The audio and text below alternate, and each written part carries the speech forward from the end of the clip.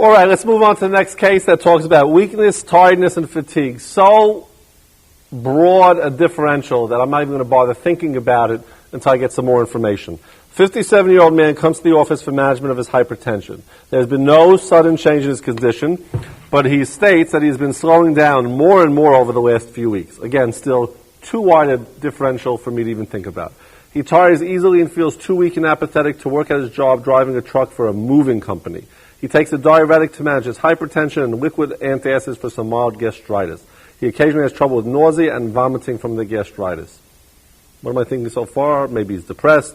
Maybe he's hypothyroid. Still very general description here. I don't have any hard data. If this was CCS, I would go on to get more information.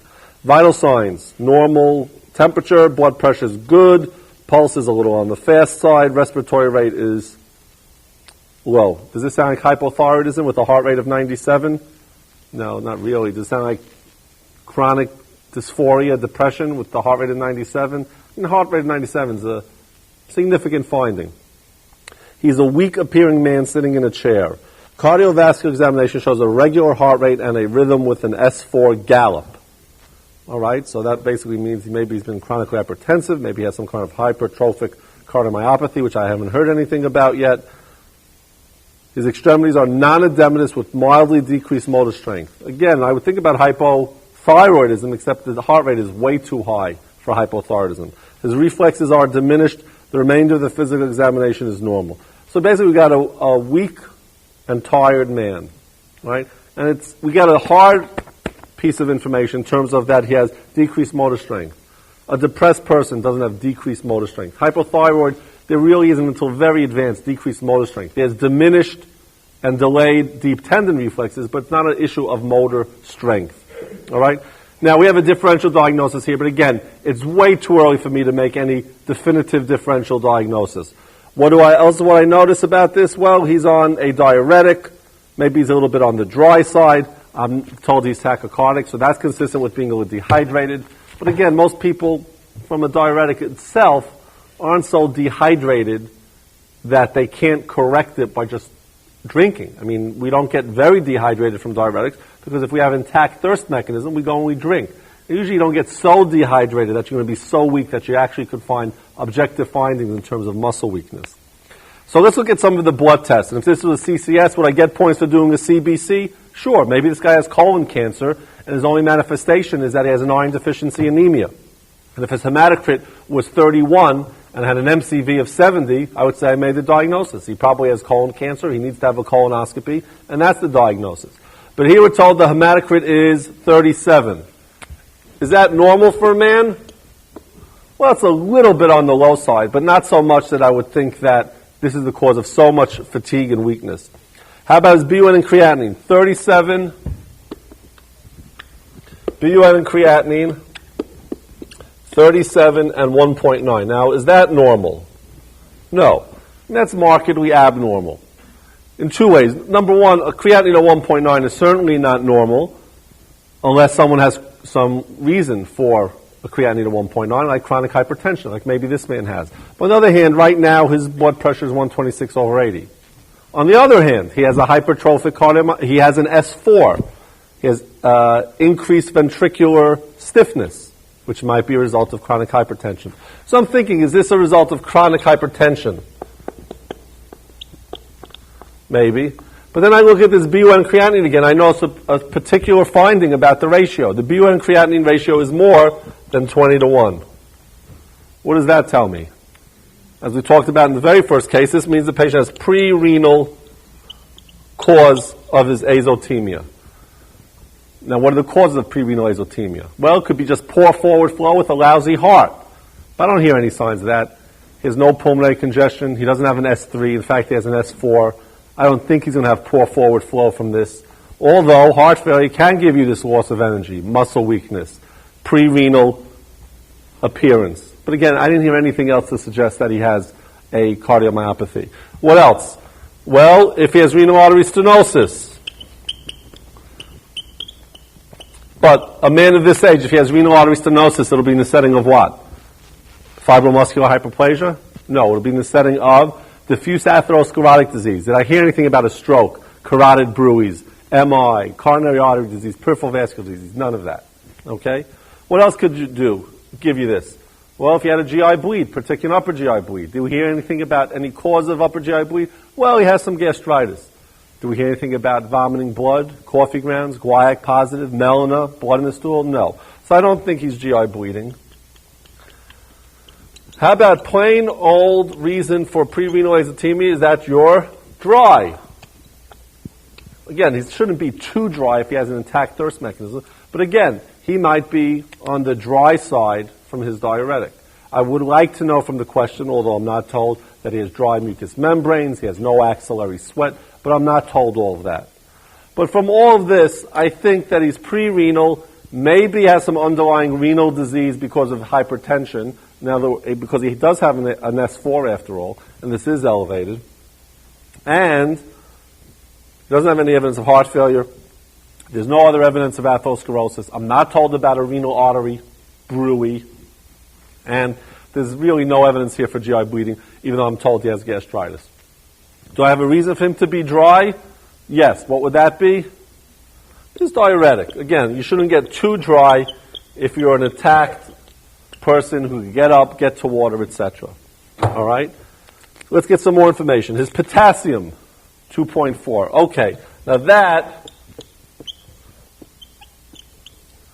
is the most abnormal thing on the board so far. I mean, that's a pretty significant hypokalemia. This guy probably does have a pretty profound effect from his diuretic. All right? Chloride, we're told, is low. Chloride is 90. And his bicarb is 32. And normal is about 24. So how do I put this whole picture together with these abnormal electrolytes? I know he is on a diuretic. What else can make him dry in this case? What else is he doing in the question that causes volume loss? He's vomiting. All right? So if someone's a diuretic and is losing some volume by vomiting, what do you vomit from the stomach? You're vomiting acid. If you're vomiting acid, you're left with more bicarbonate. What else do you vomit from the stomach? Potassium. Okay? Is this K of 2.4 just from vomiting? If we vomit it once in a while, do we get Ks of 2.4? No. This is more of a chronic basis. So probably a combination of diuretics and vomiting has led him to have some, and you also vomit HCl. So your chloride is low, your potassium is low, and therefore your bicarb goes up. All right? So this fellow probably has a metabolic alkalosis from vomiting acid, as well as we'll soon see a contraction alkalosis. All right? And that is, if you're dry and you have diminished circulating volume, okay, the bicarb that you have in your body might be the normal amount of bicarb, but it is within a contracted volume. So the concentration rises even though the total amount of bicarb is normal. All right? And that's what's known as a contraction alkalosis. When you're dry, your bicarb tends to go up. If for no other reason than you're contracted and it's in a smaller circulating volume. Okay? So this picture, particularly the hypokalemia, can produce this much weakness. All right? So this fellow has a metabolic alkalosis and hypokalemia with two good reasons. A diuretic as well as vomiting acid. Let's go on to get some more information about this patient. His arterial blood gas shows a pH of 7.42.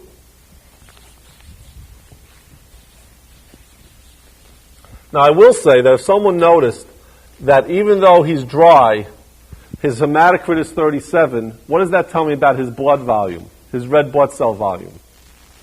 If he's dry and the blood count is 37, if he was adequately hydrated, what would that blood count be? Lower or higher? Lower. If this is also concentrated, just like the bicarbonate is concentrated, and if I gave the patient some fluids, the bicarbonate will go back to normal because it's distributed in a larger volume. This blood count is hemoconcentrated. So if I hydrate this person, get him back to his normal hydrational status, this will probably be lower. I can't know exactly what it would be, but it would be 33, 34, 32. So this blood count really is low in this particular patient. And we're not going to address that further. That's something to think about. All right? You see a low blood count or a borderline blood count in someone who's dry, their blood count is in fact lower yet. Okay? So let's talk about this blood gas. A pH of 7.42, and let's consider it 7.45, just for argument's sake, because it'll make the teaching point better. 7.45, 50, and 92. So what is this acid? And just for argument's sake, let's just make this 7.46. So this patient has what kind of acid-base disturbance? Is it acidemic or alkalemic? It's an alkalosis of some sort. Is it because of a respiratory process or a metabolic process? Metabolic. So this fellow has a metabolic alkalosis.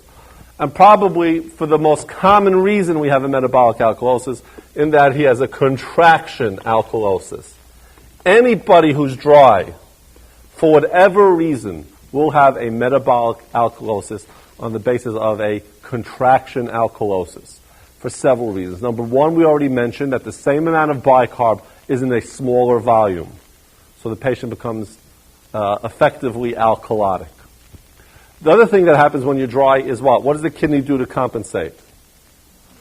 Turns up aldosterone through the angiotensinogen, angiotensin 1, angiotensin 2, aldosterone release from the adrenal. That goes to the distal convoluted tubule in the dry patient, tells the distal convoluted tubule to do what? We're dry. Reabsorb sodium. Bring back sodium. All right? And what does it do instead? It gets rid of H ions.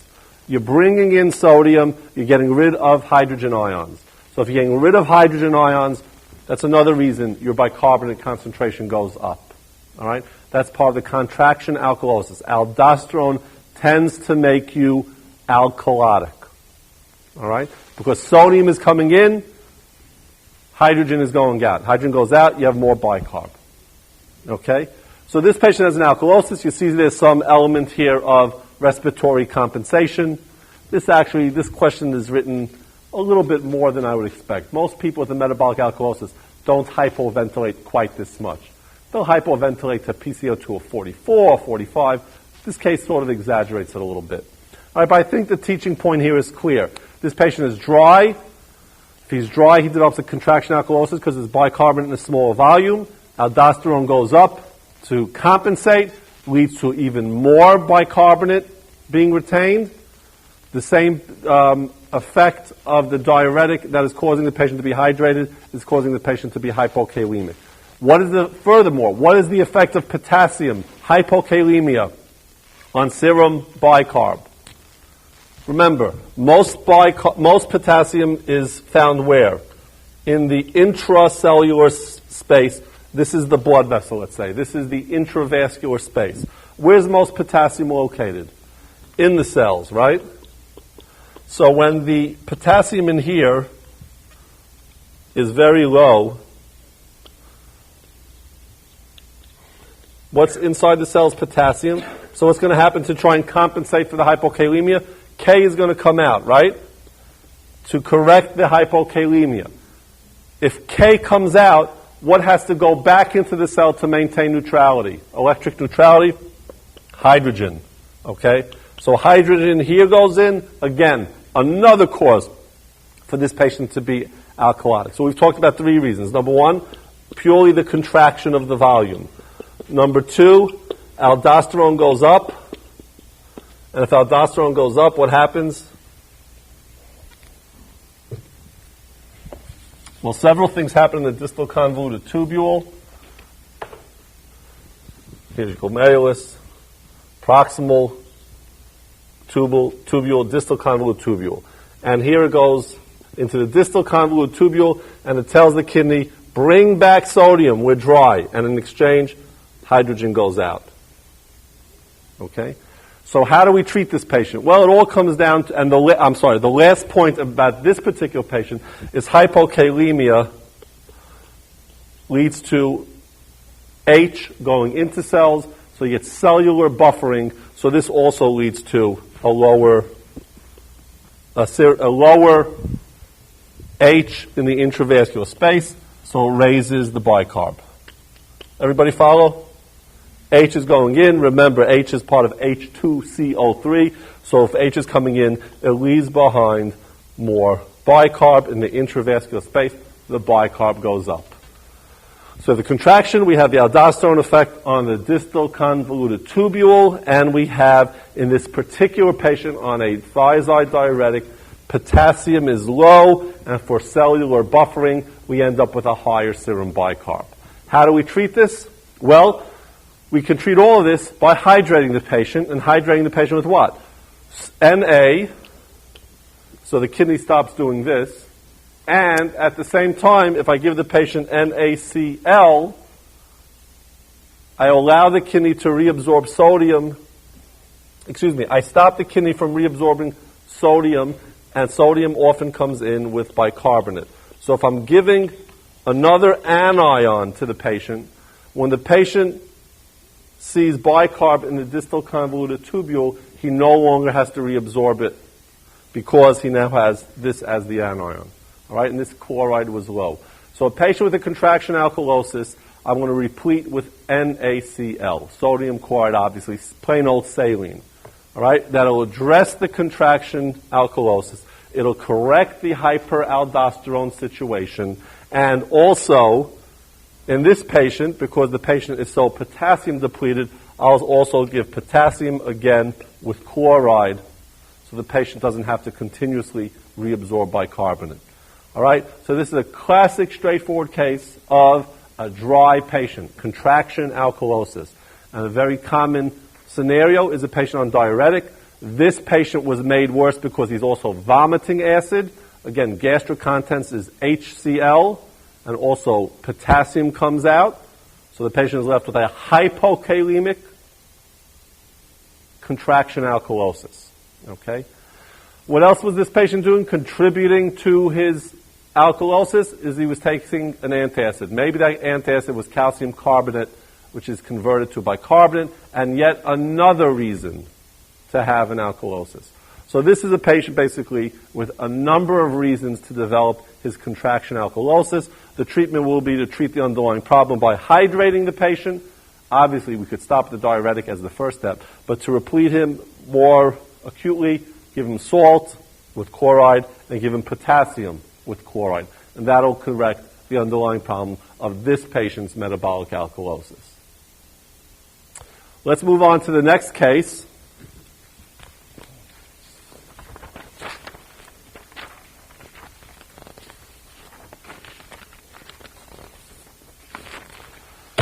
And case 6, why am I swelling up?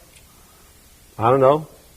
Maybe you just got a bee bite and you're getting anaphylactic shock and your whole body's going to explode. I mean, that's really obviously too nonspecific a complaint. 52-year-old woman who was recently diagnosed with breast CA and has had a lumpectomy and axillary lymph node dissection comes to your office because of generalized edema for the last several weeks.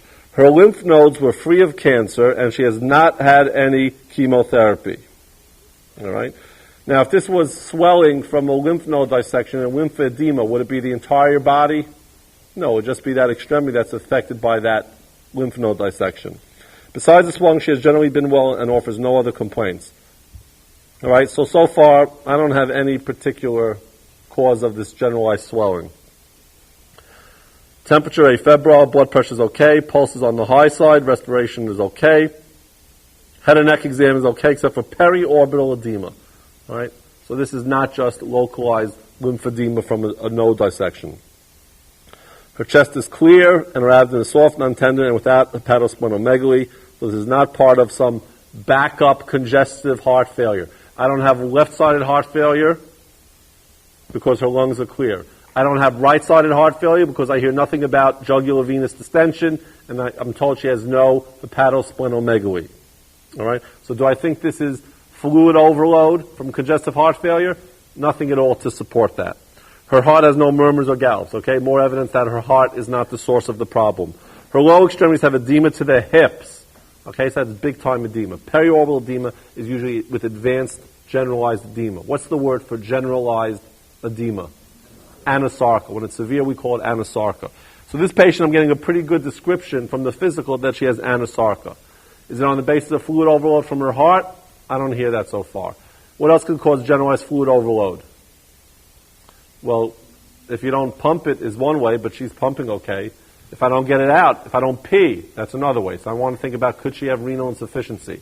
So that's going to be one of the things I look for in the question. If this was a CCS, I certainly would want to know her creatinine, her serum creatinine, because she is quite edematous, okay? So what are the things I'm thinking about in someone with generalized edema like this?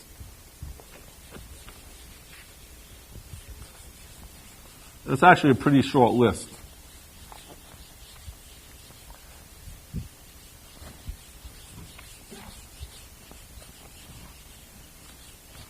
In general, for someone with hypoalbumin, I shouldn't have said that. Someone with generalized edema. It's a short list. Basically, CHF, cirrhosis, or nephrosis.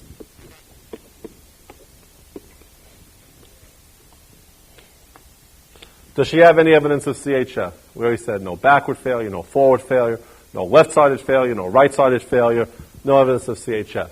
Do we hear anything about risk factors for liver disease? Can she have cryptogenic cirrhosis? She can, but I didn't hear anything about an abnormal liver, either too big or too small. All right?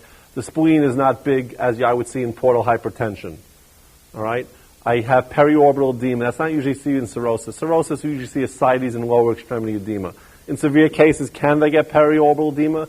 They can, but it's not typical. And again, I have no clues here so far for cirrhosis. Do I have anything here so far for nephrosis? Well, if you know a lot about kidney disease, you might think, oh, the patient has a cancer. I know there's one particular kind of a nephrotic syndrome that is associated with cancer. But I don't think you need to know that for step 3. I think you need to at least know what the short differential is and what blood tests, what diagnostic workup you'll do. So let's say I tell you the serum albumin is 2.1. Okay? Does that give me an etiology? No, because I can have albumin that low for several reasons. Number one, I have a wasting illness from cancer, cachexia. Is that what I'm described here, this woman's cancer? No. Am I having a very low albumin because my liver doesn't make any? Do I have any evidence here of cirrhosis and hepatic synthetic dysfunction? Not yet. So I want to know something more about her kidneys. Okay, so I'm asking for her BUN and creatinine. And I'm told they're normal. So this patient is not massively volume overloaded because she's not peeing. She has a normal BUN and creatinine. Can I have a renal cause for hypoalbuminemia with a normal BUN and creatinine? The answer is yes. And what situation am I talking about then? Nephrosis, namely, more specifically, nephrotic syndrome. So if I am proposing that this patient doesn't have heart failure, doesn't have cirrhosis, doesn't have renal insufficiency, the only thing left, if she's not very cachectic and wasted, and the question doesn't tell me that from cancer, then I want to make sure that her hypoalbuminemia is from what cause? Renal loss of protein, proteinuria. So how will I detect that? A urine analysis. Now, the urine analysis, do you mean urine electrolytes? Do you mean a microscopic examination? What are you talking about? Urine analysis for protein. So either a dipstick, which will tell you excess amount of protein, albumin in specific, or a 24-hour urine collection. All right? What's a normal amount of protein in the urine in 24 hours? 150 what? Milligrams. What's considered nephrotic range proteinuria? 3.5 grams or 3,500 milligrams. So there's a vast range between normal amount of protein and nephrotic range protein. What does this patient have on 24-hour urine? 5.5. The initial diagnostic plan, we're looking here at 24-hour urine.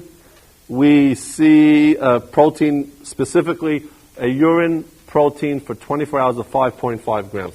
So the proteinuria here is way up. Okay?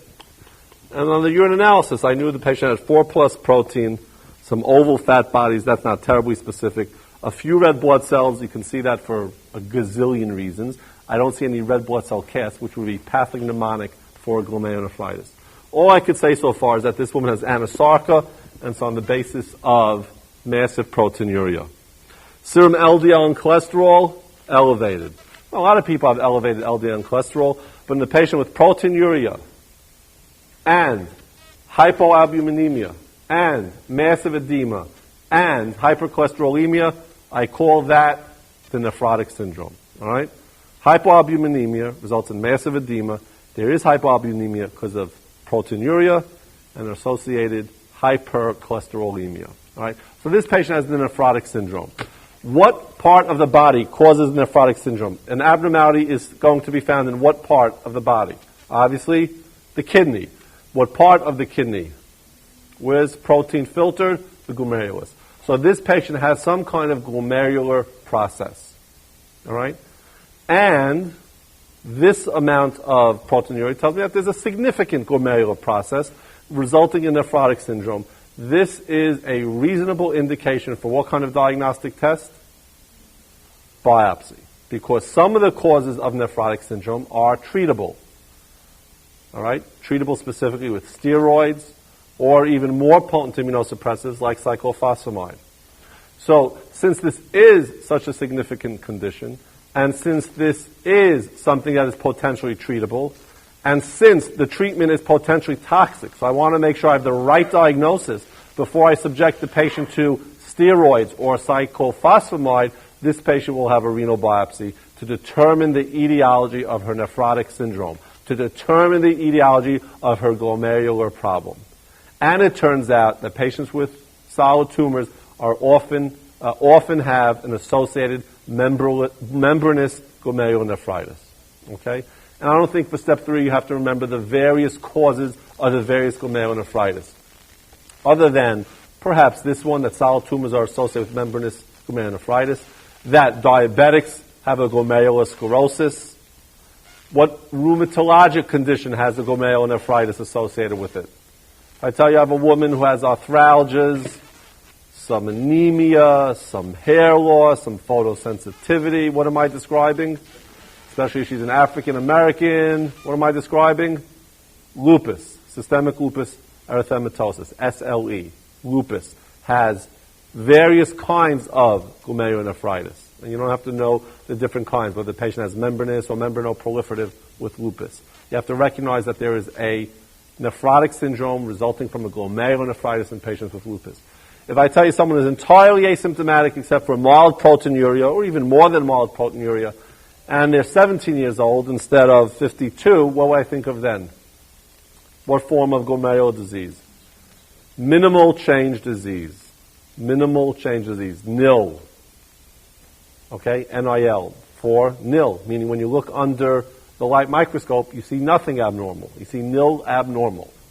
It's only on electron microscopy that a patient who has minimal change disease will show you something. And what do you see there? Fusion of the foot processes. Okay? So the young person, teenager, I'm going to think about minimal change disease. All right? Nephrotic syndrome, but normal kidney function. In an older patient with this much nephrotic syndrome, I'm going to do a liver biopsy looking for what the underlying cause of their protein loss is. This patient would probably be, and it turns out to be, membranous glomerulonephritis. Okay? And again, that diagnosis can only be made with a kidney biopsy, which is, again, not something you're going to do casually. You're going to want to make sure the patient has a good indication for it because there's something potentially treatable. And since the treatments in a patient with glomerulonephritis are potentially very toxic, namely steroids or cyclophosphamide, you're going to do a renal biopsy to establish a firm diagnosis. Okay. Let's go on to the next case. I feel really weak and confused. 52-year-old woman who has insulin-dependent diabetes. Right away, hypoglycemia, is that a possibility? Maybe. Comes unexpectedly to the office because of several months of generalized progressive weakness. Does hypoglycemia give you several months of generalized progressive weakness? No. She has not seen you in nearly a year because she has been scared of what you might tell her. She comes in now because she is finding it difficult to think clearly. She has been diabetic for 30 years and has been maintained on various doses of insulin. She gets her prescriptions as she needs them from local walk-in clinics. Well, that's a clue that this question is telling me she's taking all kinds of medications. So if I hear that, And we'll think, is she on some combination of medications that's going to cause side effects? You're going to have drug-drug interactions. It might not have anything to do with this case, but that right away makes me think of polypharmaceutical problems. When she was last in your office a year ago, okay, she's been gone for a year, she was asymptomatic and laboratory studies showed a hematocrit of 34, so that's a little low, BUN of 42, that's definitely high, creatinine of 3.2, definitely high, and a potassium of 4.9. All right, so even a year ago, insulin-dependent diabetes, I'm going to assume that this is insulin-dependent diabetes, meaning type 1. Again, insulin-dependent diabetes is not a very accurate term because some type 2 diabetics need insulin, all right? But let's make the assumption, which really should be put in the case more explicitly, that this patient has type 1 diabetes. So she's 52. How long does she have type 1 diabetes? 5 years, 10 years, 30 years, 40 years? Probably closest to 40. When does type 1 diabetes start in most people? In their teens, all right? So this is a patient, let's assume, with a long-standing type 1 diabetes. And even a year ago, she already had significant renal insufficiency.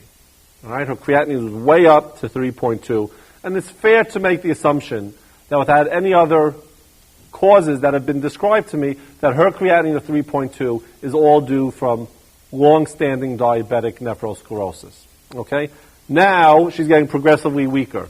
So I'm thinking progressively weaker, nothing specific so far. Maybe she has worsening renal insufficiency. I mean, that's, after all, the natural history of renal failure in diabetics is that unless you do very tight control, and in tight control of the blood pressure, you're going to have progressive renal insufficiency. And this woman doesn't sound like she's been monitored very well over the last year. So that's my assumption right now. She's afebrile, blood pressure's okay, which is reassuring. Pulse is a little fast, respiratory rate a little fast. No neck stiffness, examination of the chest shows mild bibasilar rales, and cardiovascular examination shows no murmurs or rubs. So she has either some generalized fluid overload resulting in the pulmonary congestion, or maybe she has less than a perfect ventricle. Her abdomen is soft, non-tender, no hepatosplenomegaly. 1 to 2 plus edema of the lower extremities bilaterally. Neurologic examination, she has no focal defects, but she is somewhat confused. She does not know the exact date or day of the week and cannot do calculations, serial sevens, or remember 3 objects at 5 minutes. All right, in a word, her mental status, her cognition, her cognitive abilities is less than ideal. Okay? So what can we assume from this patient? Well, she has renal insufficiency, she has diabetes, she has some element of confusion and some fluid overload. So it gives me a couple of reasons to think that her renal insufficiency has progressed. After all, it's been a year, she hasn't had follow-up. I don't know any idea of what medications she's on other than she's on several medications. So again, I'm thinking about what medications she could be on, and I want to know what her BUN and creatinine are, because that would explain this rather mild to moderate fluid retention and also the confusion, okay? And I certainly want to know what medications she's on. Let's go to the initial diagnostic plan. BUN and creatinine, what's that? Someone read me the results of these. BUN and creatinine?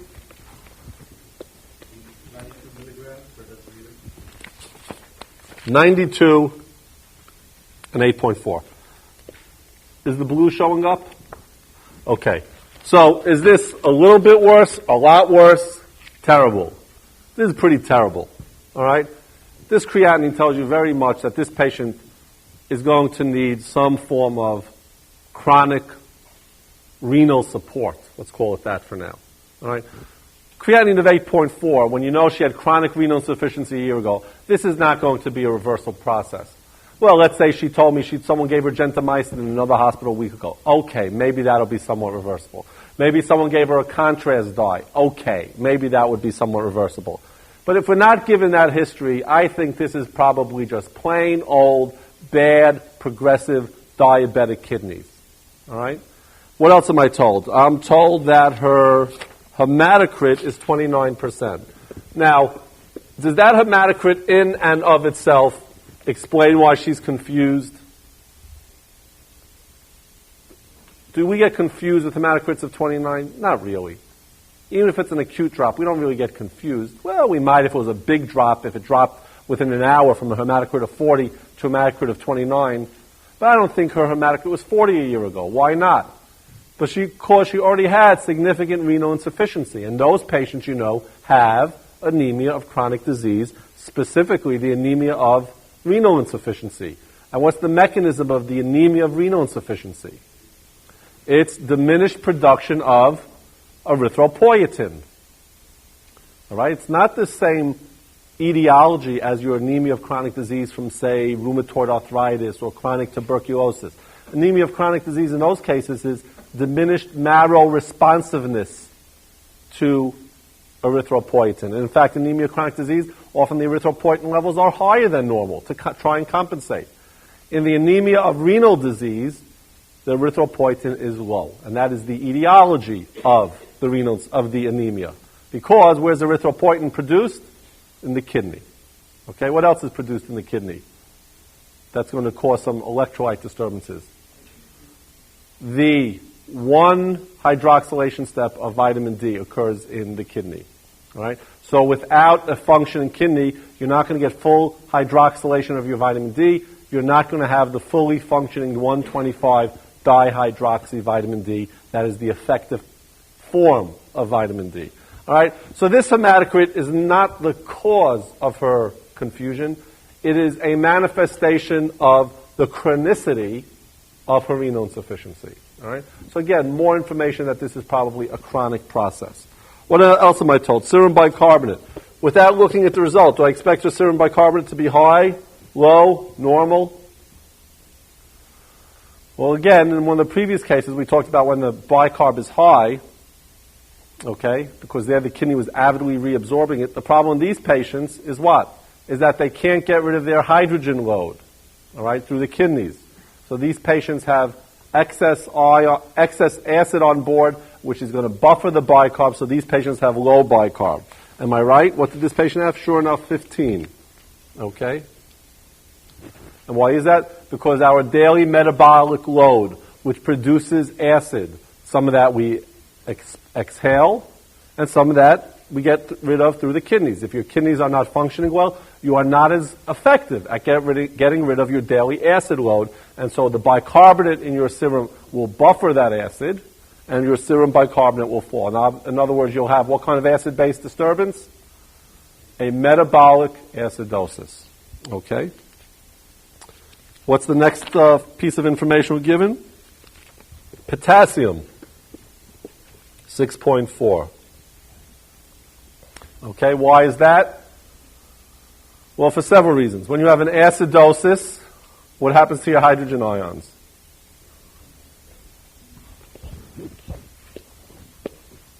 When you have a severe acidosis, your hydrogen ions will start heading into cells to try and maintain the intravascular volume as close to a normal pH as possible, right? This is, again, the cellular buffering.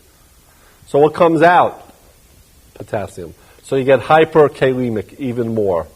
We had hyperkalemia in this patient for 2 reasons. Number 1, it's buffering some of the acid by the cellular buffering. And number 2, where do we get rid of much of our potassium? You get rid of potassium in the urine as well as the stool. All right? But again, the stool, if you get constipated, don't move your bowels for a week. Are these patients coming in with life-threatening hyperkalemia? No, of course not. Much more important is the renal source of excretion of potassium. And if the kidneys are not working, you're not getting rid of potassium. All right? And so we have a picture of a patient with chronic anemia from chronic renal insufficiency with a hyperkalemic acidosis. Is this a common or uncommon scenario in patients with chronic renal insufficiency? It's very common. All right? What is her glucose? Well, very good question.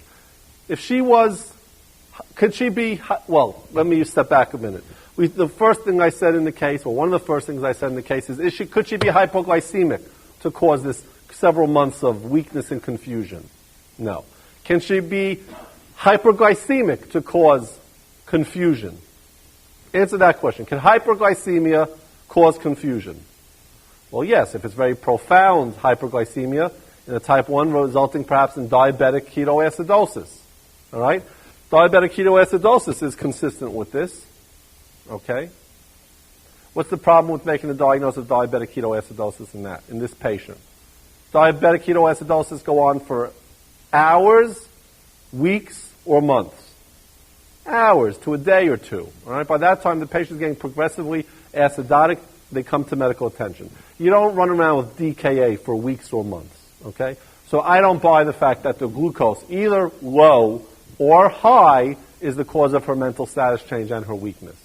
But sure, let's ask what the glucose is, and it's 142. Okay? Obviously not a cause of her acute problem. So let's talk about this patient's clinical situation. She's coming in now. If this was a CSA, what would be the CSA? This was a CCS. What would be the next thing I would want on this patient? What's the most worrisome number on this board for right now? Is it the BUN and creatinine? Nah, she's probably been walking around with this for weeks already. All right? Do I need to treat this number, so to speak? No.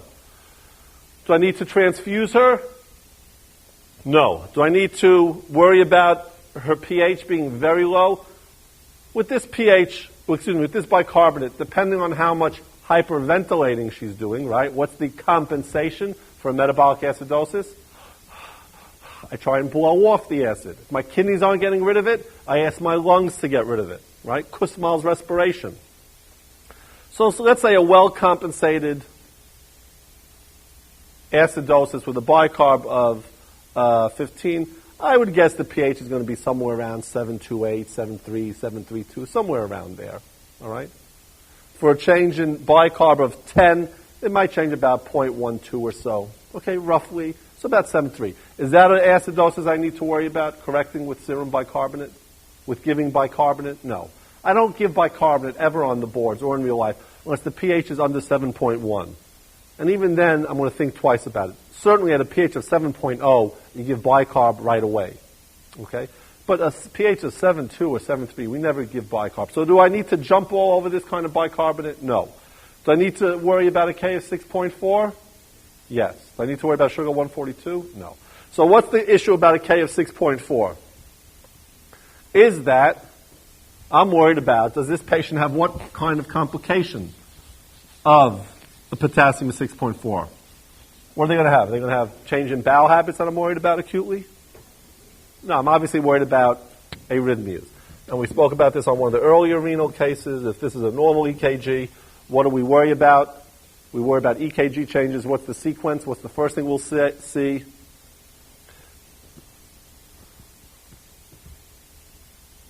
spike T wave, okay? Well, how do we define spike T wave? If you sit on it and it hurts, then it's a spike T wave, all right? There's no measurement criteria. That doesn't feel quite that comfortable. I would say this is somewhat spiked. Certainly if you get a T wave that looks like this, you wouldn't want to sit on that, all right? What else happens? Well, you start to lose the P wave. It gets flatter, right? And then what happens is the QRS, the P wave is getting flatter, the QRS is getting wider, and ultimately you don't see the P wave very much. You get a wider QRS, the T wave is peaked. And this will progress, and if this keeps progressing, you're going to get something that looks more and more like this. And what's that? That's a bad thing. That's ventricular tachycardia, okay? So you're a bit worried about ventricular arrhythmias, in a phrase, in a patient with hyperkalemia. So the first thing I'm going to do on CCS in this patient is, once I already get these values, order a cardiogram, because I'll have the results in 60 seconds, and I know whether I need to start aggressively treating this patient. And on the earlier case, the first case, we talked in detail again about how we're going to treat the hyperkalemia, and I'm not going to go through that again on this. That's on the first case. For those of you who are doing the nephrology tapes out of order, the first case goes into detail about all the things to expect, both in acute renal failure and chronic renal failure, and how to deal with a patient with hyperkalemia. So we're not going to review that again here. Okay? But again, the most important thing to address in this patient is hyperkalemia.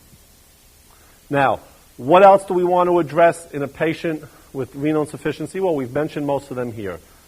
And again, this is on the first case of the nephrology tapes, but let's just review it briefly here. What are the sort of things that will make me want to call my nephrologist and say, hey, we better get this patient on dialysis? Well, one is if the patient has such severe hyperkalemia that it doesn't respond to any of my medical measures. It doesn't respond to calcium gluconate. It doesn't respond to bicarbonate. It doesn't respond to insulin and D50. All right?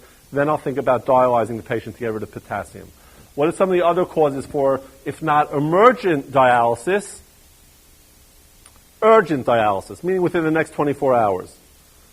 Well, think about it. What does the kidney do? It gets rid of fluid. Is this patient very fluid overloaded? Do I worry about some bibasilar rails as a cause of emergent dialysis? No. I'll try and pushing diuretics in massive doses. In this kind of patient, do I use hydrochlorothiazide? No, in this kind of patient, I am going to use the potent loop diuretics, like furosemide, bumetanide, ethacrynic acid. Okay, in big doses, try and flush some fluid out. So fluid overload that can't be gotten rid of through diuretics is an indication for dialysis, but not just a little bit of fluid, a lot of fluid that's compromising the lungs. Hyperkalemia that we can't get rid of. Bicarbonate that is very low. A severe metabolic alkalosis. Let's say this patient from renal failure has rails 2/3 of the way up their lung. And they're quite tachypneic, and their oxygen saturation is down to 90%. And I tell you the bicarbonate is 9, and the pH is, say, 7.08. Can I give that patient a lot of bicarbonate to correct their acidosis? Why not? Bicarbonate is cheap, costs pennies. Why can't I take an ampule of sodium bicarbonate and inject it? It'll bring the bicarbonate up within a minute or two. What's the problem? It's sodium bicarbonate. By the time a patient with renal insufficiency has a significant acidosis in which you're tempted to correct it with serum bicarbonate, that patient is probably also fluid overloaded. And for every milliequivalent of bicarbonate you're giving them sodium. Okay?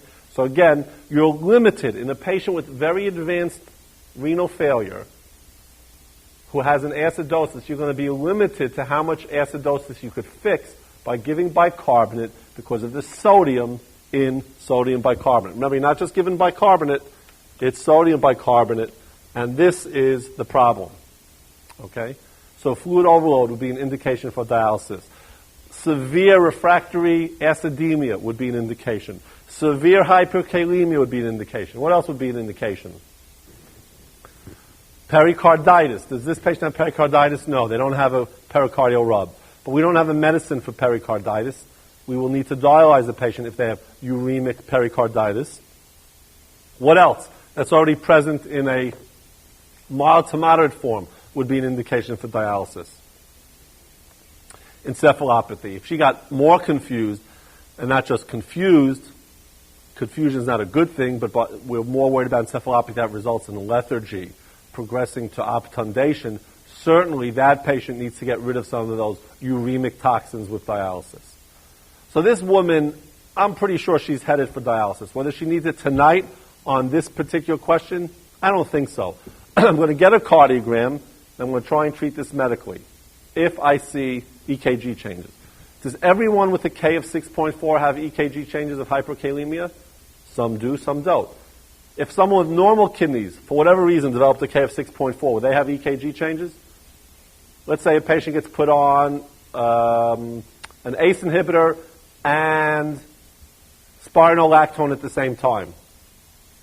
Okay? And 2 days later they come in at potassium 6.4, and they were just started on these drugs 2 days ago. Will that patient have EKG changes?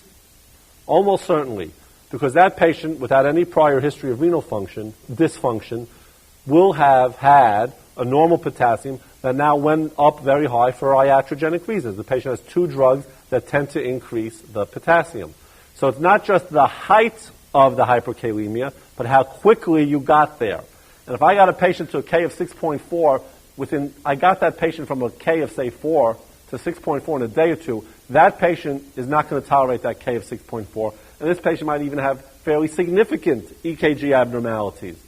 On the other hand, if I have a patient who's developed their renal insufficiency over the course of a year, that patient might have slowly acclimated And some of the patients with renal insufficiency, for instance, who are chronic dialysis, and let's say they go 3 days between dialysis sessions, before they have their next dialysis session, their K is often around 6. And if you look at their EKG, it's perfectly okay.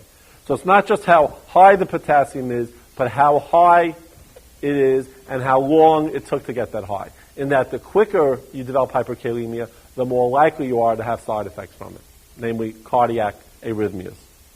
Okay? This patient may or may not need treatment for this hyperkalemia with dialysis. All right? This patient, I might go through the same treatment algorithm we talked about in the very first patient in the nephrology section. Again, in terms of the chronic issues of renal failure, we're going to talk about correcting the anemia. And if it's chronic renal failure, these patients will get erythropoietin, recombinant erythropoietin, Epogen, okay, to supplement them with iron supplementation. We try and maintain their hematocrit in the mid-30s, hemoglobin, say, 12 or so, because their quality of life will be markedly improved by correcting the anemia. All right? So much so that Medicare, that federal program that doesn't pay for any medications, will pay for a recombinant erythropoietin in renal failure patients. Okay? Patients with renal failure, by definition in this country, are eligible for Medicare. All right? Even if they're working and they're not quote-unquote disabled, they are eligible for Medicare, and Medicare in those situations, and you should know that Medicare does not pay for drugs, but Medicare, with some rare exceptions, this being one of them, that if you're a renal failure patient with the anemia of renal disease, of chronic renal disease, they recognize that fixing your blood count by giving you erythropoietin will markedly improve quality of life, and they will reimburse for erythropoietin. The other issue in terms of electrolytes, we mentioned vitamin D deficiency predisposes to hypocalcemia in these patients, and it's not uncommon to see calciums of in the low 7s or low 8s, sometimes even lower. Then as a result of that, patients can get secondary hyperparathyroidism, etc. But hypocalcemia in these patients results from a low vitamin D3. All right? The dihydroxylated component of D3 is present in less than sufficient amounts because you don't hydroxylate in the kidney, in a failing kidney. All right? So electrolyte abnormalities we discussed, anemia we discussed, hypocalcemia we discussed. Hypocalcemia is not an indication for dialysis. What is, again, last time, hyperkalemia you can't treat, acidosis you can't treat medically, fluid overload that you can't diurese, encephalopathy, and pericarditis. All right?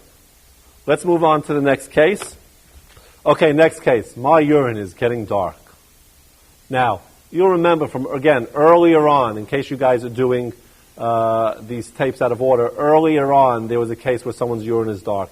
And there's some major important distinguishing features from that case, which I won't give you the diagnosis right away, and this case. I'm assuming that if you're watching this tape, you're doing it in order. And if you're as ADD as me, you might have skipped around, and then you're coming to this case. It'll look a little different. So let's go through this case now. But again, very straightforward. A 19-year-old man comes to your office, referred by his college football coach. For those of you not familiar with football, it's one of the rougher sports. We talked about a patient playing rugby on one of the other videotapes. I'm not sure it was in Reno or not. Rugby is a psychotic sport played by people who don't have too many brain cells left after playing rugby, and probably didn't start with too many before they played rugby. Football is about as violent as rugby, all right? But football, we should wear protective guard, etc. But it's a tough, violent sport, all right? It makes international soccer look like badminton. It's a violent sport with big, strong, beefy men. So this guy's had a lot of physical exertion, and again, it's a high-contact sport. He's usually in robust, excellent health, and is in the middle of 3 weeks of intensive training as a lineman for the team. The linemen, again, for those of you who didn't grow up playing American-style football, linemen are the big guys. All they do is bang heads with other big guys, all right? This is not a sport of finesse if you're a lineman. It's just banging other big people, all right? However, he's been having dark urine for the past few days, and he's worried that he might have a serious illness. He describes the urine as Coca-Cola or tea-colored, all right? That pretty well describes that. He denies fever and has no complaints or discomfort other than the dark urine. What gives dark urine? Red blood cells, right? What kind of glomerulonephritis in kids? do you often hear of Coca-Cola colored urine? Post-streptococcal glomerulonephritis. There's nothing about streptococcus that has anything to do with Coca-Cola. There's nothing about streptococcus that's unique that it produces Coca-Cola colored urine. Basically, that color urine is either blood, myoglobin, or bilirubin. Okay? Can all have that same color to it. Do I hear anything so far about liver disease? Not yet. Do I have reason to think he might have rhabdomyolysis? Sure, he's getting banged pretty heavily. And that's the other point, he's getting banged pretty heavily. He has other reasons to cause some internal bleeding. He's a large, muscular young man in no obvious distress. His temperature is okay, blood pressure is okay, pulse is 65. His extremities are non-edematous and non-tender and have multiple ecchymoses. Bleeding, maybe in the urinary tract. Maybe he's bleeding under the skin. Or maybe this guy's just getting banged up a lot. Okay? Imagine that this guy's getting pounded with arms and legs by other 300-pound muscular men. Lots of reason to have ecchymoses. The remainder of the physical exam is unremarkable. So, again, what's my differential here? It's a guy who is sent by his football coach who's been healthy except for the dark urine. Do I have fevers? Do I have flank tenderness? Do I have anything that makes me think of kidney stones? Do I have fever, pyelonephritis, glomerulonephritis? Glomerulonephritis is usually not such a healthy person. There's usually signs and symptoms of renal disease, even if it's acute. So I got some funny colored urine is all I have. And again, my differential is short. Is it myoglobin? That's a good consideration because he's getting pounded pretty good. Is it hemoglobin? And he's getting pounded, or maybe he has a coagulopathy, and that's why he has ecchymoses. Okay? Or is it bilirubin? And so far I've heard absolutely nothing about liver disease. Or, what's the other thing that could cause hyperbilirubinemia with normal liver? Has nothing to do with the liver? Hemolysis, very good. Did I hear anything here about hemolysis? Hemolysis would have nothing to do with the ecchymosis. So hemolysis for bilirubin is unlikely. A guy with liver disease to the point of jaundice, it's unlikely he'd have bilirubin in the urine and not be somewhat jaundiced. It's also someone who has so much liver disease that they have bilirubinuria, probably isn't going to be able to play football like this. Okay, you're talking about a very healthy person who happens to have funny colored urine. Okay, so I'm thinking about rhabdo because he got beat up, or intragenital-urinary tract bleeding because he's gotten pounded. All right. So how will I distinguish? Well, I'll do a urine analysis very simply. And again, we talked about this in the second case of the nephrology tape, so I'm not going to talk about this all over again, other than to say that his urine analysis in this patient shows 3+ blood on dipstick. Okay? Let me be more specific than the syllabus. 3+ blood on dipstick, 3+ hemoglobin on dipstick, and then on microscopic exam, no white blood cells and the presence of red blood cells too numerous to count. Okay? Meaning blood everywhere. Now, we said a patient with rhabdomyolysis, the dipstick will be positive for red blood cells because the dipstick can't distinguish between myoglobin and hemoglobin. But if you have a patient with rhabdomyolysis and you look under the microscope, will you see red blood cells? No. You don't see myoglobin because it's not visible, but you don't see red blood cells. So that discrepancy between a positive dipstick for blood and no red blood cells on the urine analysis suggests that it's myoglobin. But this guy, on the other hand, has red blood cells on dipstick and red blood cells in the urine analysis. So he has bleeding in the GU tract. Now I have to ask, does he have GU in the bleeding tract just from plain old trauma, or does he have some coagulopathy? So what I want to know in this patient is what's his platelet count, what's his PT and PTT. And the question, if this was CCS, this is the next thing I would order. All of these are normal. So I have no evidence here for a coagulopathy. You'll say to me, well, maybe he has normal platelets, normal PT and PTT, but it's an abnormal bleeding time. That's an interesting point. And if you said get a bleeding time in this patient, I'd say that sounds reasonable. But again, people with significant bleeding disorders, if they're playing football and having this much violent contact, they're bleeding from everywhere. Right? So my hunch that he has some rare bleeding diathesis from a prolonged bleeding time, it's pretty low. You'll say, well, maybe he's always aching, so maybe he's taking aspirin, so maybe he has an isolated platelet aggregation disorder. That's very clever. However, we're not told that he takes aspirin. and I'm told here that the PT, PTT, and the platelet count is normal. It's very clever to think about a prolonged bleeding time, but again, nothing here that makes me suspect he should have it. I'm told the potassium is normal. I'm told the bicarbonate is normal. Again, things going for normal kidney function. So in a very plain way, I have a guy who has hematuria in his urine, no signs of systemic disease. In effect, he's very healthy, and he has red blood cells in the urine, and he has no myoglobinuria. What does this guy have? He has hematuria that's traumatic, all right? And why is he getting this? Because he's getting pounded in the kidneys probably. He's getting pounded over the bladder because this is what he does for a living, playing football, all right? What's the treatment? Tell him to stop playing football, okay? There's no treatment that he'll need to have. This will resolve as long as he doesn't have huge contusions to his kidneys or bladder. Okay? Straightforward case of traumatic hematuria.